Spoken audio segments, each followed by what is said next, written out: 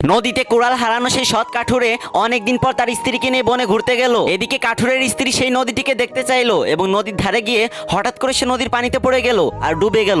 এদিকে কাঠুরেও কান্না শুরু করলো। তার কান্না শুনে আবারও জলপরি উঠে এলো এবং পানি থেকে অতি রূপবতী রাজকন্যার মতো সুন্দরী একটা মেয়েকে তুলে বলল, এটাই কি তোমার স্ত্রী? তখন কাঠুরে বলল, হ্যাঁ এটাই আমার স্ত্রী। তখন জলপরি বলল, ভালো করে দেখে তারপর বলো। এবারও কাঠুরে বলল, আর দেখতে হবে না, এইটাই আমার স্ত্রী। তখন জলপরি বলল, আগের বার তোমার সততা দেখে আমি মুগ্ধ হয়েছিলাম, কিন্তু এবার তুমি এটা কি করলে? রূপবতী মেয়ে দেখে নিজের স্ত্রীকেই ভুলে গেলে। তখন কাঠুরে বলল, আমি বাধ্য হয়ে বলেছি এইটাই আমার স্ত্রী। যদি না বলতাম তাহলে আপনি এর থেকে একটু কম সুন্দর একটা মেয়েকে তুলতেন, আর আমি যদি বলতাম এই মেয়েও আমার স্ত্রী না, তাহলে সবশেষে আপনি আমার বউকে তুলতেন আর আগের বারের মতো তিনজনকে আমার কাঁধে চাপিয়ে দিতেন।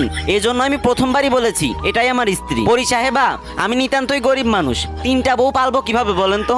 একটা বউকেই সামলাইতে পারি না, সবসময় শুধু মারতে আসে। সেখানে তিনটা বউ হলে তো আমাকে কচু গাছের সাথে গলায় দড়ি দিয়ে মরতে হবে। এই কথা শুনে এবারও জলপরি কাঠুরের সততায় মুগ্ধ হলো এবং কাঠুরকে বলল, আই লাভ ইউ, আমি আপনাকে বিয়ে করতে চাই। ভাই, আপনি যে মন খুলে হাসতেছেন, এই ভিডিওটা বানাইতে আমার প্রচুর পরিশ্রম হয়েছে। যদি হাতে কয়েক সেকেন্ড সময় থাকে তাহলে এই ভিডিওটাতে কয়েকবার কপি লিংক করে একটা কমেন্ট করে যান। কথা দিচ্ছি এরপর থেকে আরো ভালো ভালো ভিডিও আপনাদের মাঝে নিয়ে আসবো ইনশাআল্লাহ।